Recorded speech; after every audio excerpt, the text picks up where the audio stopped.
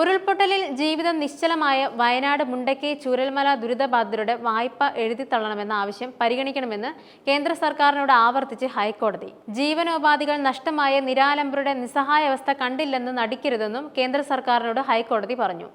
ജസ്റ്റിസുമാരായ A.K. Jayasankaran Nambiar, S. ഈശ്വരൻ എന്നിവരടങ്ങിയ ബെഞ്ചാണ് കേസ് പരിഗണിച്ചത്. വായ്പ എഴുതിത്തള്ളാൻ കഴിയില്ലെന്നും മൊറട്ടോറിയം പ്രഖ്യാപിച്ച് വായ്പ പുനഃക്രമീകരണം നടത്താൻ മാത്രമേ സാധിക്കൂ എന്നുമാണ് കേന്ദ്ര സർക്കാർ മറുപടി പറഞ്ഞത്.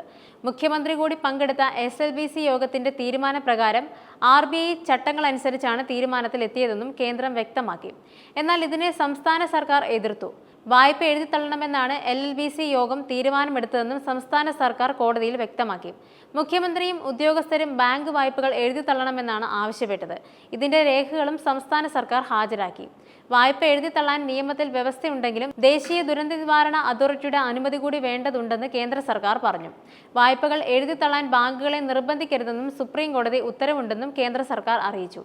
എന്നാൽ വായ്പ പൂർണ്ണമായും എഴുതിത്തള്ളുന്നത് ബാങ്കുകളുടെ വിവേചനാധികാരമാണെന്ന് ഹൈക്കോടതി ഓർമ്മിപ്പിച്ചു. കേരള ബാങ്ക് വായ്പ എഴുതിത്തള്ളാൻ തീരുമാനിച്ചെങ്കിൽ മറ്റ് ബാങ്കുകൾക്കും അക്കാര്യം പരിഗണിക്കാൻ സാധിക്കുമെന്നാണ് കോടതി നിലപാടെടുത്തത്. വായ്പ എഴുതിത്തള്ളുന്ന കാര്യം പരിഗണിക്കണമെന്ന് തങ്ങൾ നിർദ്ദേശിച്ചിരുന്നെന്ന കാര്യം ഒരിക്കൽ കൂടി കോടതി ചൂണ്ടിക്കാട്ടി. കോവിഡിൽ ജനങ്ങൾക്കുണ്ടായ ബുദ്ധിമുട്ട് താൽക്കാലികമായിരുന്നു. എന്നാൽ വയനാട് ദുരന്തത്തിൽപ്പെട്ടവർക്ക് സംഭവിച്ചത് അങ്ങനെയല്ലെന്നും കോടതി പറഞ്ഞു. വയനാട് ദുരിതബാധിതരുടെ ജീവനോപാധി തന്നെയാണ് ഇല്ലാതായത്. അത് കണ്ടില്ലെന്ന് നടിക്കാനാവില്ല. കഴിഞ്ഞ തവണ ഹർജി പരിഗണിക്കുമ്പോൾ ദുരന്തബാധിതരോട് കേന്ദ്ര സർക്കാർ കാണിക്കുന്ന അവഗണനയെ ഹൈക്കോടതി രൂക്ഷമായി വിമർശിച്ചിരുന്നു. വയനാട്ടിലെ കടാശ്വാസത്തോട് കേന്ദ്രം സ്വീകരിക്കുന്ന നടപടികളിൽ വ്യക്തത വരുത്തി വിശദമായ സത്യവാങ്മൂലം സമർപ്പിക്കണമെന്നും ഹൈക്കോടതി നിർദ്ദേശം നൽകിയിരുന്നു. വായ്പാ വിനിയോഗവുമായി ബന്ധപ്പെട്ട വിഷയത്തിൽ വ്യക്തത വരുത്താത്ത കേന്ദ്ര സർക്കാരിനെ കോടതി രൂക്ഷമായി വിമർശിച്ചു. കലക്കവെള്ളത്തിൽ മീൻ പിടിക്കാൻ ശ്രമിക്കുകയാണോ, കേന്ദ്ര സർക്കാരിന് മറ്റെന്തെങ്കിലും അജണ്ടയുണ്ടോ തുടങ്ങിയ രൂക്ഷമായ ചോദ്യങ്ങളും ഹൈക്കോടതിയിൽ നിന്നുണ്ടായി.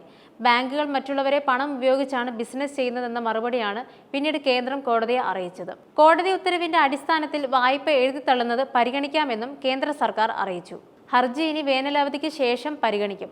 കഴിഞ്ഞ ജൂലൈ 30-ന് വയനാട്ടിലുണ്ടായ മണ്ണിടിച്ചിൽ ദുരന്തത്തിൽ മുണ്ടക്കൈ ചൂരൽമല മേഖലകൾ ഏതാണ്ട് പൂർണ്ണമായും തകർന്നിരുന്നു.